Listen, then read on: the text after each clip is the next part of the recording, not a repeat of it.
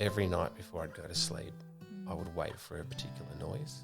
It was a mask lapwing, if anyone's interested in birds. But at the time, I didn't know. Yeah. All I knew was I could hear a bird saying to me, everything's going to be okay.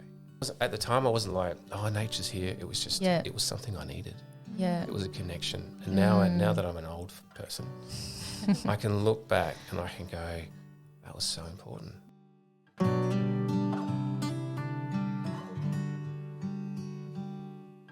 We would like to acknowledge and pay our respects to the Kaurna people, the traditional custodians whose ancestral lands we gather on.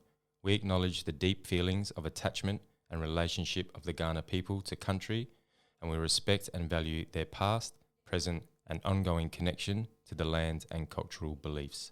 Hello everyone, welcome to the Voices in Action podcast with Create Foundation SA team. This podcast is called Voices in Action, Journey in Care. We are excited to be releasing our first podcast series.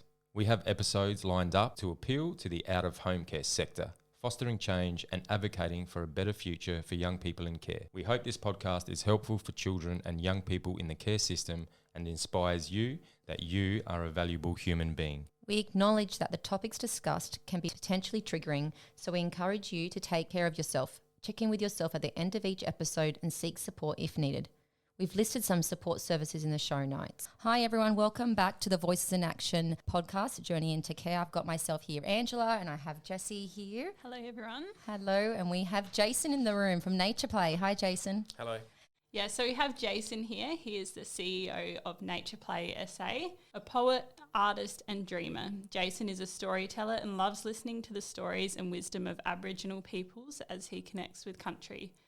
He is passionate about conservation, spending time outdoors with his two girls and finding rare and precious plants and animals. I'm very excited to hear from him today. Welcome, Jason. Do you want to share a little bit to us about yourself, what's led you into the role where you are right now in your life? Yeah, thank you. So that made me sound pretty fancy, that intro. So it's always a bit strange when I hear my name against the CEO, because I never actually thought that would be something I'd ever be. Never kind of dreamed of it. So in terms of, I think, what got me to this role, and I guess this role is very much about working people, young people, children, older people, all sorts of basically.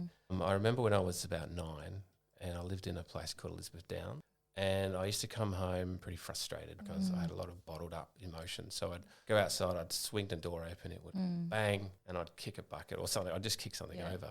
And I remember going out there one day and looking straight up at the tree for some reason. There's this big tree that hung over our backyard. There's this big owl sitting there. It was a barn owl. And I kind of just stopped. And I stopped and I was like, whoa. And I looked at it and I felt like it was just looking at me. I felt like it was almost watching over me. And for about a week, I'd go out there and I'd almost feel not as angry or frustrated. And it would be there. And from that point, I just found myself continually looking up at trees. Not so much to see owls, but when you look at a tree and you see the leaves, it does something to your mind. It just calms your mind. And I've done that a lot since then. So that kind of got me started in this whole, nature's kind of okay. I like nature. And then I think I was about 17, 18. I'd had a pretty rough run with jobs and I dropped out of school and living in different homes and that sort of stuff. I found myself doing this program for young people. It's called Green Calls. I did it for 6 months. So basically they said, hey, let's get as many, up to about 10 young people who are lost and not quite sure what they're doing. Let's get them all together and let's get them into the hills doing nature stuff. So I did that. I had big long dreadlocks. Now I'm grey. A lot of people call me an old man. But I had big long dreadies. So at the time I looked pretty cool, I think. And then we just went out and did a whole bunch of stuff, nature stuff. And then I realised a couple of things. I was like, I definitely want to work with nature. But I always also realised I definitely don't want to work with people. Obviously now it's different because I love people, but I didn't want to work with people because I didn't trust them. That was the thing that growing up, I didn't really trust a lot of people. And I didn't really, at the time, I felt like I didn't have reason to. So then that's how I started in the nature side of things. And then I started working just in conservation, which is pretty much out in the trees with no one except maybe a boss or two. And then I started to realise how much nature needed people to help it, to restore it, because I started to really love nature. And that's a bit different to getting benefits from nature. I was like, I actually want to do something to change the world and to help butterflies and the birds and the trees and the owls. And I realised that the only way I could do that was to work with people. So then I started working with people, young people, Yeah. and got into youth leadership. And now now I work with from babies all the way up to, I say old people. If there's any old people, I'm sorry. But I work with a range of people, and it's all to get them outside, because I want them to feel what I felt when I looked at that owl. And that owl inspired me. It still inspires me today. And it doesn't mean that looking at nature makes everything better. It just pauses. It pauses you for a moment, and it kind of it enables you to breathe. And that's why I love working at Nature Play. Yeah. You can call me a CEO, but I'm just a nature lover Yeah. and a people lover now. Yeah. For all those years. So that's where I got to where I am now. Is it all started right from that point. Yeah. I've had lots of other experiences that have helped shape that. Essentially, Amazing. I wanted to ask you, Jason, just a little bit to share about how Nature Play and Create SA have worked together to deliver events for young people and carers so far in our interactions. It's a great question, because 12 months ago I didn't know Create existed. Yeah. And now I'm so glad that I do. We're so glad as well. So I think the first time I met Laura was at a forum about arts and culture. It was the first event I've been to. I didn't recognise anyone. Yeah. I felt really lonely, actually. And then there was smiley Laura saying, "Hey, have you heard of Create?" I'm like, "No." I'm like, "I have now." And then I've always known that in my heart I would be drawn back to helping children and young people, especially those in care or those who are basically against the world. That's how I used to frame it when I was as a kid. Yeah.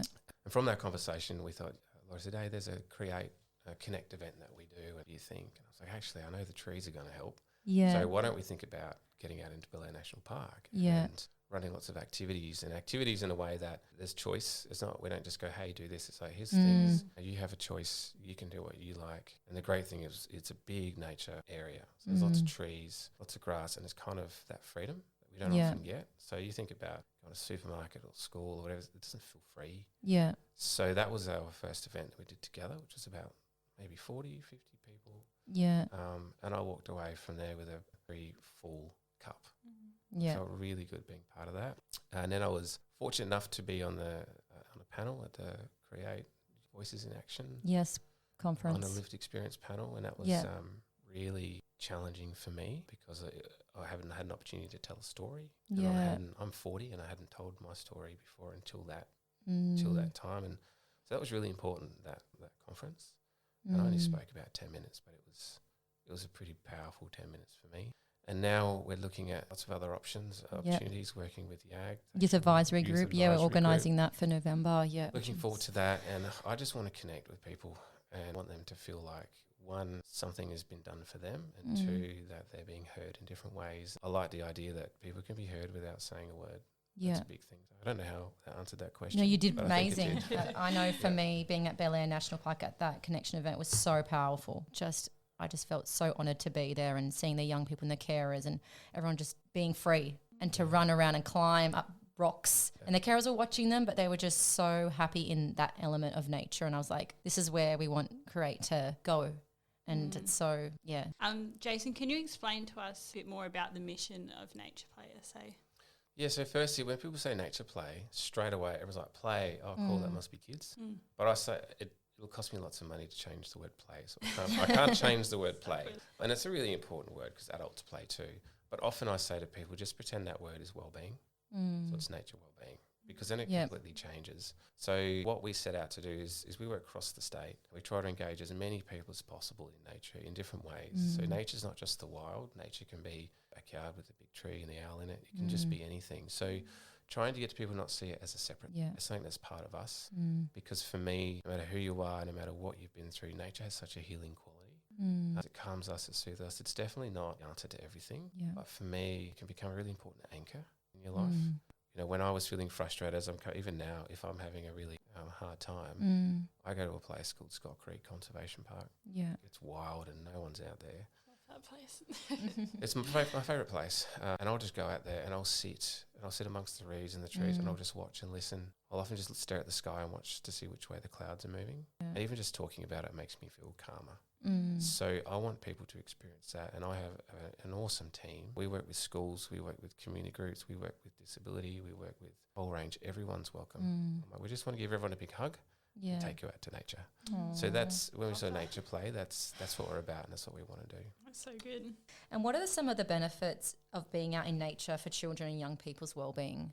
dive into that a little bit? If you had a few hours, I could go through all of it because there's so many benefits. But it also depends on what context you are. So, you know, if you absolutely love sport, and I grew up playing footy, and footy, it saved me as a kid. Like it really did. It pulled me in. It was a community, and I've got lots to talk about that. But if you look at from a physical perspective, if you want to play sport, one of the best ways to train is through climbing and jumping and swinging, and all that stuff can be done in nature. But if we're talking about emotions, for me, that's a really big one because, you know, sometimes we can have emotions that are either really silent underground or they can be like a volcano.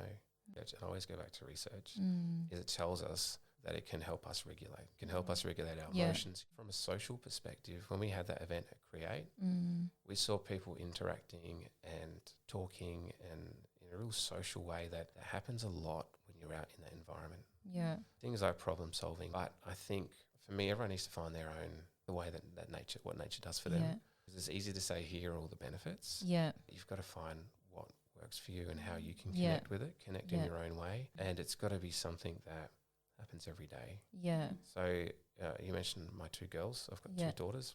And one of the things I've always said to them, pretty much every single day we drive down a big hill from school, I always say, that sky. Yeah. Isn't it beautiful? Every single day. Yeah. And now before I say it, look at the sky, Dad. Oh, look at it. So yes. And when you stop and you look, like when you see the sky at one point in time, it'll never be like that again. Yeah, I did that this morning with my daughter. Yeah. Like, look at the sky. Look, I was sitting down just in the kitchen. I'm like, look at the sky. It's so beautiful. Yeah, and you look at the clouds. So the clouds only, I say they only live. People say last. I like to give life, but they only live for 4 to 6 hours. So then they kind of fade and fade away. But if you look at it, I always think, wonder where you're going. Wonder where you're headed. Wonder what you can see. And when I'm wondering those things, I'm forgetting about the rest of the world. And sometimes in a very noisy world, those sorts of things can just quieten things down, and I'd love to spend every day in nature, but just it's little pockets of it. Yeah, and that's where the really special stuff is. Can you talk us through, were there any times in your life where nature has played a significant role or connection to nature, like helping you through the more challenging parts of your life? Yeah, that's a really good question. I like that question. I would say when I was young, I reckon I was probably 12, and I hadn't left home yet, but I had a very turbulent, very chaotic time at that point. And I lived near the beach, and you could hear the waves at night, and I slept in a shed. The shed I slept in had a concrete floor. It kind of got cold, but I liked the warmth. It was nice. But I would go down there, and I would feel like I was very alone. I feel like there was no one in my life that really loved me, all that sort of stuff, as you do as a young kid when you're going through stuff. And this was right before I left home. Yeah.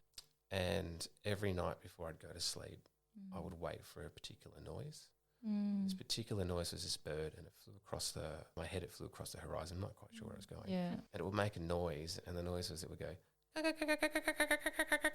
It was a marsh lapwing, if anyone's interested in birds. Yeah, but at the time, I didn't know. Yeah. All I knew was I could hear a bird saying to me, everything's going to be okay. That's what it was doing to me. And then I'd hear the waves, and I think about the waves crashing. So for me, that's where, you know, I wasn't at the time. I wasn't like, oh, nature's here. It was just, it was something I needed. Yeah, it was a connection. And now that I'm an old person, I can look back and I can go, that was so important. Yeah, that was so important. And even today I was out working with 40 teachers. Yeah, and I heard this noise straight away. I'm like, that's a marsh lapwing. Like, how do you know? I'm like, it's a story for another time. Yeah, but it grounds me, it connects me, I hear it all the time. And when I look into it, they're the sort of birds that make nests on roundabouts on busy highways. They're resilient, they're adaptive. Yeah.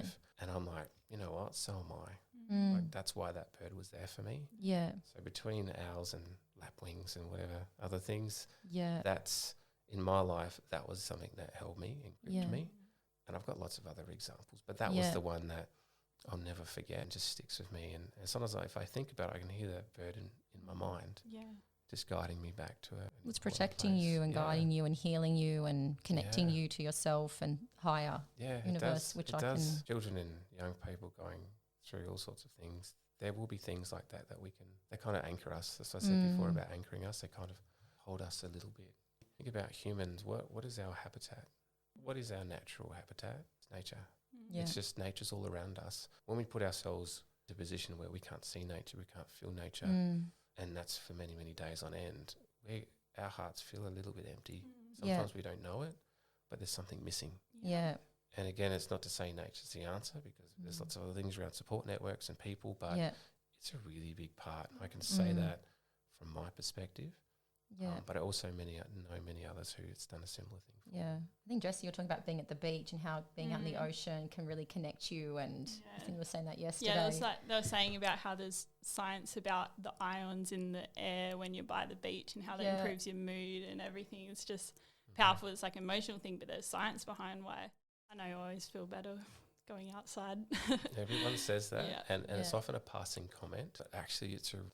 Yeah. And I know that in some places doctors subscribe nature, Yeah. Yeah. and that's my remedy all the time. Helping you stop and breathe, I think. I feel the calmness in your voice as you're talking about the Yeah. beach. I already feel calm being here in this room already. Like, Don't want to go back to the office and go out and And it's a white room. It's a white room, but we feel calm. Yeah, we feel calm. Yeah. Do you have any suggestions or tips for carers or workers around nature to share with their young people, with themselves, they can implement in their work that they are doing with young people? Yeah, it's a good question. I don't think you always have to do something. Mm. I think just walking is really important, and don't necessarily have to have a place that you're going to. So often we'll go, let's go there, and we'll walk as fast as we can, or we walk briskly. Yeah. Sometimes just walking without any intention to talk can be a really important way to connect. Not the most powerful way to connect is to connect with self and nature at the same time. So often if you walk through a place like Belair National Park, it could be Parawira, it could be Cobbler Creek, it could be any national park. Yeah. Just walk.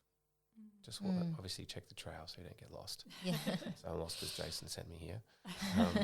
But just walk. And so for me, it's often the biggest challenge we have is screens. Yeah. Everyone knows that they're a big challenge. Yes. I don't say they're a bad thing. I say balance. I say Yeah. everything's about balance. So what I would say that if you're like, okay, look, 90% of our time are on screens or inside, I would say make it 80%. And the other 10% go for that walk. Yeah. Because never, ever compare yourself to anyone is strong advice of mine. We have different lives. We have different circumstances. If someone spends days on end in nature, it's great for them.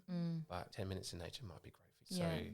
So for me, that would be my advice, is one, not to compare to any other scenario, and two, just walk and come to nature play events. Yes, come to nature. That one too. Yes. Yeah. Yes, definitely. So what advice would you give then to young people who might be listening to this and doing it tough based on your experience with nature and everything? Yeah, another good question. I would say, so when I was about 15, I think I was feeling like the world was kind of not liking me, I guess you could say. And it's really easy to make bad decisions. Yeah. And so at the time, I had this notion in my head about self-belief. Didn't know what it meant. People used to talk about it. And I had this phrase that, believe and you will find hope. That was my phrase. And then so I'm wearing my bracelet, this bracelet today, which looks like it's from the 90s. On the back of it, I've got it engraved, and it says, believe and you'll find hope. So I got that engraved when I was about 15. Wow. And I wore it everywhere. I figured one day this will make sense. Yeah. Because I know that I've got to believe in myself, because at the time I'm like, no one else is kind of going to do that. Yeah. And then over time I was reflecting, and one of the things I was able to do was to make good decisions in bad situations. And what I mean by that is, you may make a decision that others don't think isn't the right one, but we know in our hearts what the right decision is, or what the right thing to do is. It's up to us. So and I found myself making what I thought to be the right decision in a lot of bad situations, and I kept doing that, realising, well, actually I'm believing in myself here, I'm backing myself. And over time I understood that that's what that meant, that I need to believe in myself. Yeah. So, and eventually there'll be lots of hope, and there is. Yeah. Who gave you that bracelet, or did you buy it No, yourself? I went to Colonnades, and I reckon it was, what's that jeweller called? It was a common jeweller. Anyway, I just went in there, got it, and then I just went to a little old man who'd engraved stuff. Yeah. Handed him the note and said, this is what I want on it. Didn't say a word, and he gave me a smile when he gave it back to me. A dreadlocked kid. And I thought, he just like, you're going to be something someday. And I never had anyone say that to me, but somewhere along the line I started to believe it. Is there anything else you wanted to share before we wrap up today? Like, we really, really appreciate your wisdom and your time that you've given here in this special space. Is there anything you want to share? Still got a little bit of time? Share a story. I love stories. Yeah. So as I mentioned, lots that I love nature. One of the things I love doing. So as part of that, I take a lot of action, and I work with a lot of children and young people to plant things, to look after things. Yeah. And there was this one time where I was doing a butterfly garden because I said to these young people, hey, what do you want to do? And they're like, butterflies. Yeah. Like, excellent. So good. I'm the right person to help you. Yeah. And in the back of my mind, I was thinking about the world. I was thinking about actually, the butterflies, some of them becoming extinct. Nature's not in a very good place. I started to get caught up in this trap in my head going, actually, what's the point? What's the point in helping these people trying to bring back nature when nature's in a lot of trouble? Yeah. So I was stuck in my head at this point and I was really confused and I wasn't sure about which way to go, what direction to do, but I turned up, I gave the kids a big smile. I was like, yeah, let's do this. So we worked on this project for 3 or 4 months. And every time I got there, I was like, yeah, I'm excited about this. And then it wasn't until I got there and we'd planted everything, we'd planned everything. One of the kids said, Jace, come over. I was like, yeah, what is it? And he goes, look. And I could see a butterfly laying an egg on the plant that they planted. And everything changed for me because I changed my thinking completely. My thinking was, in my head, I thought, I want to change the world. I can't change the world. It's not a thing I can do. Yeah. Then I realised I can't change the world, but I can change the world for someone. And that has stuck with me because I changed the world for that young person and I changed the world for that butterfly. And that means something too because we're all capable, all of us, doesn't matter what we are. And maybe that person whose life you're changing might be a child, it might be a young person, it might be an adult, it could be anything. And I did a big talk a couple of weeks ago and I was talking about, the main message was no matter how much time you spend with a child or young person, 30 seconds, 30 days, you can have the most profound difference. And I'll tell you an example. I was on a youth camp and we were running lots of activities for youth around, there was cubby building, geocaching, orienteering, all these amazing. And the facilitators got together and we were together and they're saying, oh, Jace, there's one child over there, we don't know what to do. He's just sitting under a tree and he just doesn't want to be involved. Like, okay, I'll just go have a quick chat. And I reckon I would have been there for about a minute and a half. So I went over and I sat down. He's behind this big red gum tree. And the red gum tree is the big giant gum trees you see along rivers and stuff. And they've got these really tiny gum nuts. And so I picked one up. I sat next to him, I picked one up and I tapped it into my hand and the seed fell in there. And the seed's like dust. And I said to him, you see this dust out of this? So this is from this tree. These are the seeds. And I went, whew, and I blew it away. And he kind of looked up as the seeds kind of did their thing. They flew off. I want you to imagine that you are one of those seeds and that you've just gone through the air and you've landed somewhere. And all the seeds around you, they've been eaten by insects and mice. I said, but not you. You have sunk into the soil and then the rains come and finally you start to put some roots down and eventually your leaves come up and you see some light. So then the summer comes and it's really hot, but you survive it. And then more rain comes and then you grow a little bit bigger. And 300 years later, you've got big nests and hollows and there's this young boy sitting under. And he kind of just looked up and he looked back down again. And I just sat with him. I just held some space and I sat with him for 20, 30 seconds. I got up and I walked back to the facilitators. I was like, I don't know. I'm not quite sure what he's going to do, but let's give him some space. A few days later, it was a couple-day camp. We did all this stuff and eventually he got involved, which is awesome. He got involved and in his own pace. And that was the important thing. It was his choice. And then the evaluation forms came in. And the facilitators came over and they go, do you know what this means? And the question was, what was your favourite part of the camp? And the answer was, when that man told me about the tree. And that was it. Special. And I was like, yeah, that was when I spoke to him. And I didn't see that child again. A minute and a half I had with him. So powerful. So everything that we do can have a profound impact. Yeah. And sometimes kids, really young kids, say something and they have a profound impact on me. So even if we think that we're not going through a good situation or that we're not helping anyone, in actual fact, we never know if we are. So if you're having a good day and you're going through lots of tough times and you say something to someone about, no, it's okay, it'll be all right, just this notion of believe and you'll find hope, that might mean something really, really special and powerful. And so for me, every single time I have an interaction with someone, I make sure that I have the full understanding that could have such an impact on their lives.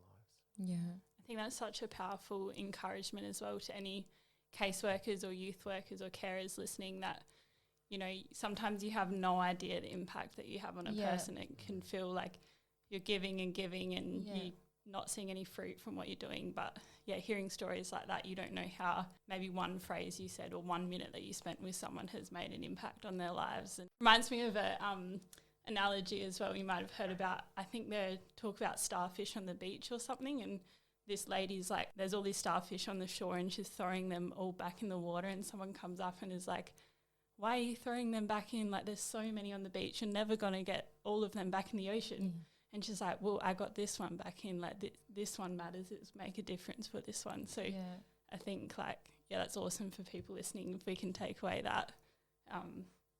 Thanks for sharing that story. Thank you so much, Jason. It's been so special having you. It's been really nice. And really excited the more connection we have with Create Foundation and Nature Play. Like, I just want to be part of every single activity. I'm like putting my hand up because it's just so special what's happening in this space. So keep on with the amazing work, and thank you for your time. Yeah, I really appreciate it. Thank you.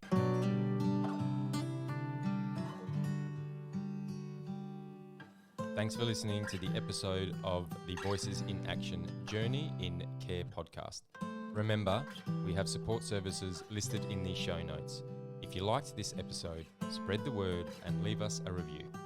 Thank you.